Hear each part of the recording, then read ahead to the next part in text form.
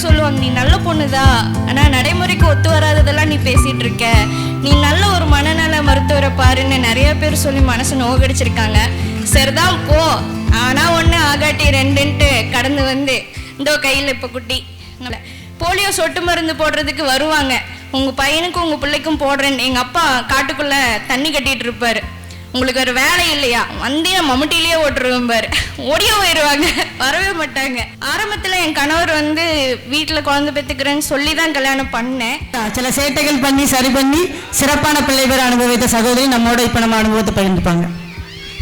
எல்லாருக்கும் வணக்கம். என் பேர் கலைவாணி. என்னை கல்யாணம் பண்ணி கொடுத்தது வந்து சேலம். என்னோட பிரசவ அனுபவத்தை சொல்றதுக்கு முன்னாடி நம்ம எல்லாருமே இறைவனுக்கு நன்றி சொல்லிக்கலாம். ஃபர்ஸ்ட் கல்யாணத்துக்கு முன்னாடியே நான் வந்து வீட்டில் தான் குழந்தை பெற்றுக்கணும்னு ரொம்ப தீர்மானமாக இருந்தேன். 8 வருஷமாக வரன் தேடிட்டே இருந்தோம். என்னை வந்து நிறைய பேர் சொல்லுவாங்க, நீ நல்ல பொண்ணுதா, ஆனால் நடைமுறைக்கு ஒத்து வராததெல்லாம் நீ பேசிகிட்டு இருக்க, நீ நல்ல ஒரு மனநல மருத்துவரை பாருன்னு நிறைய பேர் சொல்லி மனசு நோகடிச்சிருக்காங்க.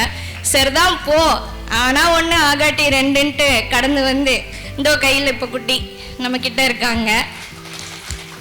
இந்த புரிதல் வந்து எனக்கு எப்படி வந்துச்சுன்னா, அப்பா சித்தப்பா எங்கள் அப்பா கூட பிறந்தாங்க 4 பசங்க, 4 பேருமே வீட்டில் தான் பிறந்தாங்க.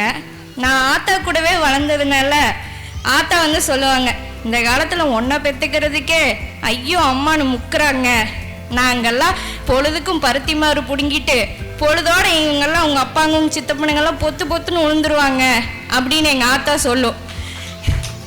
இவங்க ஒன்றை பெற்றுக்கிறதுக்கே முக்குறாங்கன்னு பெற்று போட்டு நடக்க முடியல, முட்டி நோகுது கால் நோகுதுன்னு எங்கள் ஆத்தா எல்லாரையும் வாரிட்டே இருப்பாங்க. ஏத்தா ஊர் வம்பு, கம்மு நெருங்காத்தா அப்படின்னு நான் சொல்லுவேன்.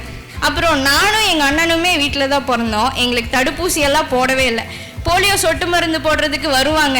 உங்கள் பையனுக்கும் உங்கள் பிள்ளைக்கும் போடுறேன்னு எங்கள் அப்பா காட்டுக்குள்ள தண்ணி கட்டிட்டு இருப்பாரு. உங்களுக்கு ஒரு வேலை இல்லையா, வந்து மம்முட்டிலேயே ஓட்டுருவேன் பாரு, ஓடிய போயிடுவாங்க, வரவே மாட்டாங்க. இன்ன வரைக்கும் எங்களுக்கு தடுப்பூசி எதுவுமே போடலை. நாங்கள் கொரோனா ஊசி கூட போட்டுக்கல. ஆரம்பத்தில் என் கணவர் வந்து வீட்டில் குழந்தை பெற்றுக்கிறேன்னு சொல்லி தான் கல்யாணம் பண்ணேன். அப்புறம் என்ன பண்ணார், கல்யாணம் பண்ணி முடிச்சதுக்கப்புறம் நான் ஒத்துக்க மாட்டேன், எனக்கு பயமாக இருக்குது, உனக்கு ஏதாவது ஆயிடுச்சுன்னா நான் என்ன பண்ணுவேன்ட்டு ரொம்ப முரண்பாடு பண்ண ஆரம்பிச்சிட்டார்.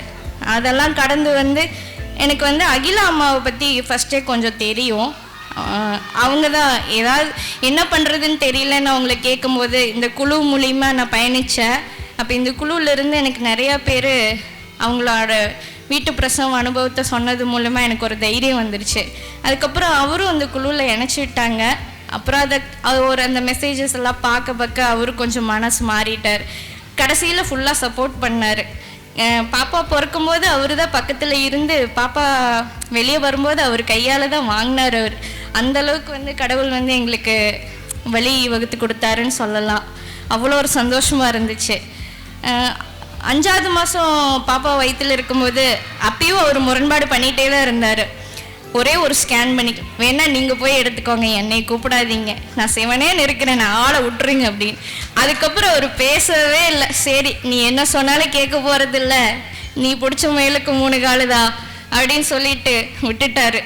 அதுக்கப்புறம் இப்போ வரைக்கும் கூட பேசுகிறதே இல்லை. அவர் ஒரே ஒரு செக்கப் போய்க்கலாம், பாப்பாவுக்கு ஊசி போட்டுக்கலாம், உங்களுக்கு ஊசி குத்தி விட்டுருவேன்னு சொன்னதுலேருந்து அவர் வாயே திறக்கிறது இல்லை, இருக்கிற இடமே தெரியாமல் இருக்கிறாரு.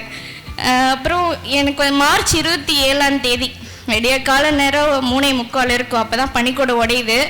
கிட்டத்தட்ட 7 மணி நேரம் உங்களோட எல்லா பயத்துக்கும் நான் ஒரு உதாரணமாக இருப்பேன்னு நினைக்கிறேன். எல்லாத்தையும் சாப்பிட்டு வச்சேன், எல்லாமே சாப்பிட்டேன். இப்படி தான் சாப்பிட்ணும் அப்படின்னுலாம் நினைக்கிறோம் நம்ம. ஆனால் ஒரு விஷயம் நம்ம என்ன புரிஞ்சுக்கணும், நம்ம என்ன சாப்பிட்டாலும் நம்ம பண்ணியிருக்கிற தவறு அந்த நேரத்துலையாவது நம்ம வந்து கொஞ்சம் அந்த தவறுகளை திருத்திக்கிறதுக்கு நம்ம நேரம் ஒதுக்கி கொடுக்கணும்னு நான் நினைக்கிறேன். பாப்பா பிறக்கும்போது நான் எந்த ஒரு 4 நாளாக எந்த ஆதாரமே நான் எடுத்துக்கல. ஏன்னா அவ்வளோ தவறு, கழிவுகள் அவ்வளோ தேக்கம். அந்த கழிவுகள் வெளியே வர வரைக்கும் நான் பொறுமையாக இருந்தேன். அந்த வலி கூட நான் வலியாக நினைக்கல, கழிவு வெளியேற்றம்தான் அப்படிங்கிற ஒரு நல்ல புரிதல் இருந்தது இறைவன் வழிகாட்டுதல்னால. 7 மணி நேரம் கழித்து பாப்பா பிறந்தாங்க. பாப்பா பிறந்து மறுபடியும் ஒரு 7 மணி நேரம் கழித்து தான் ப்ளசண்ட்டாக வெளியே வந்துச்சு. அப்போ நான் எந்த அளவுக்கு தவறு பண்ணியிருப்பேன்னு பாருங்க. எனக்கு ஒரு துளி கூட பயம் இல்லை, வழியில் நான் அழுகவும் இல்லை, நல்லா கத்துனேன். பயங்கரமாக கத்துனாலும் நான் அழுகவே இல்லை, ஒரு சொட்டு கண்ணீர் கூட வரல. முருகர் இருக்கிறாரு பார்த்துக்குவாரு, அடுத்த வருஷம் காவடி தூக்கி வர்றேன் அப்படின்னு சொல்லிட்டு வேண்டிட்டு பாப்பா தலை வெளியே வரும்போது நான் ஹாலில் நடந்துகிட்டே தான் இருக்கேன். தலைவலியில் வருதுன்னு ரூம்குள்ளே ஒடியாந்து ஒரு 10 நிமிஷத்தில் அழகாக வெளியே வந்துட்டாங்க. அதுக்கப்புறம் எனக்கு எந்த வழியும் தெரில, நினச்சதை சாதிச்சிட்டோம், கடவுள் அருளால அப்படின்னு சொல்லிட்டு சந்தோஷமாக 2 பேருமே சந்தோஷமாக பயணிச்சிட்ருக்குறோம் இப்போ வரைக்கும். நன்றி, வணக்கம்.